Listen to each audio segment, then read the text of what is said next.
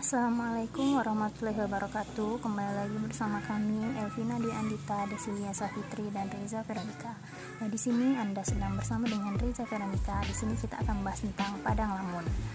Baiklah teman-teman, jangan kemana-mana ya, stay terus dan lihat slide berikutnya.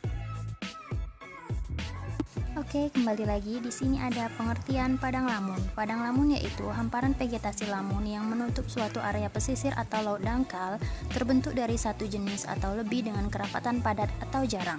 Itu adalah pengertian padang lamun ya teman-teman. Berikutnya ada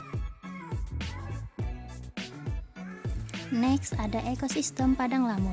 Padang lamun memiliki struktur rizoma yang sangat luas dan kuat, sehingga mampu menjaga stabilitas sedimen dasar laut dan mencegah abrasi akibat arus dan gelombang laut.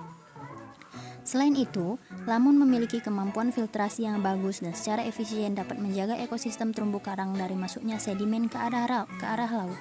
Baik, itu tadi fungsi dari ekosistem padang lamun itu sendiri sangat penting ya teman-teman. Dapat kita lihat di sini, luar biasa sekali.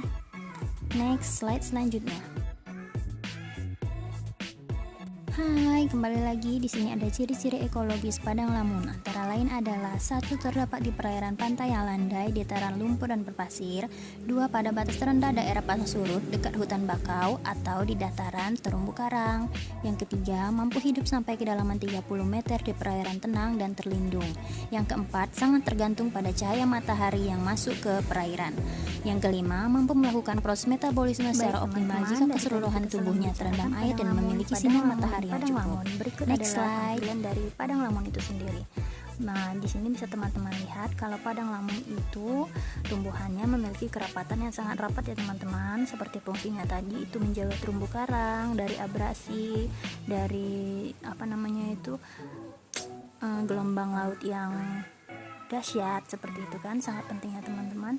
Oke, baik, di atas ini juga bisa dilihat oleh teman-teman sendiri kalau di Bengkulu itu kalau air laut lagi surut, nah ini nampak nih ada terumbu-terumbu karangnya, itu adalah ya tumbuhan-tumbuhan yang tutup terumbu karang. Nah, itu adalah padang lamun. Nah, itu padang lamun ya teman-teman, bisa dilihat. Nah, kalau ini padang lamun yang tidak terawat teman-teman oleh manusia. Baik, kalau ini adalah padang lamun yang tidak dirawat ya teman-teman. Padahal fungsi padang lamun itu bagi ekosistem laut sangat penting. Dia ini menjaga stabilitas dari terumbu karang dan menjaga ikan-ikan kecil dari partikel-partikel berbahaya yang dibuang oleh manusia. Nah, ini teman-teman, sayang sekali ya kalau Oke, akhirnya berada di akhir slide bersama saya Reza Veronica. Baiklah teman-teman, selanjutnya saya Elvina Dwi Andita akan membahas tentang model pengolahan ekosistem padang lamun.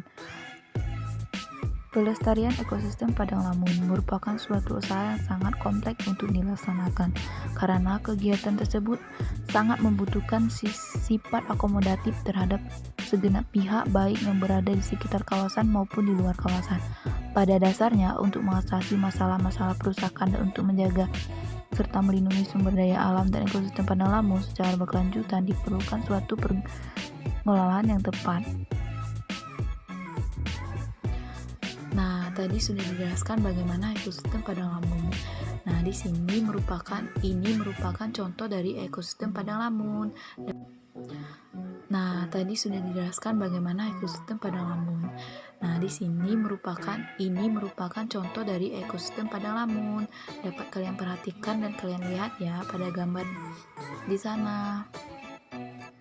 Dari gambar tadi ada beberapa hal yang dapat dilakukan untuk mengatasi permasalahan tersebut, yaitu yang pertama, penyuluhan akan pentingnya peranan ekosistem padang lamun di lingkungan pesisir.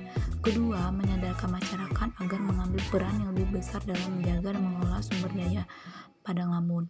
Ketiga, pengaturan penggunaan alat tangkap yang sudah terbukti merusak lingkungan ekosistem padang lamun, seperti potasium cyanida, sabit, dan gareng diganti dengan ruang lingkup seperti pancing.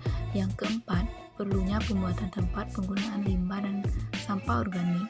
Nah, teman-teman, untuk menjaga ekosistem padang lamun, kita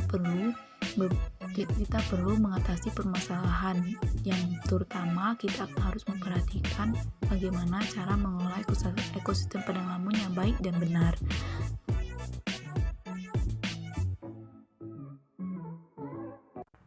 Selanjutnya, masalah yang terjadi pada ekosistem lamun.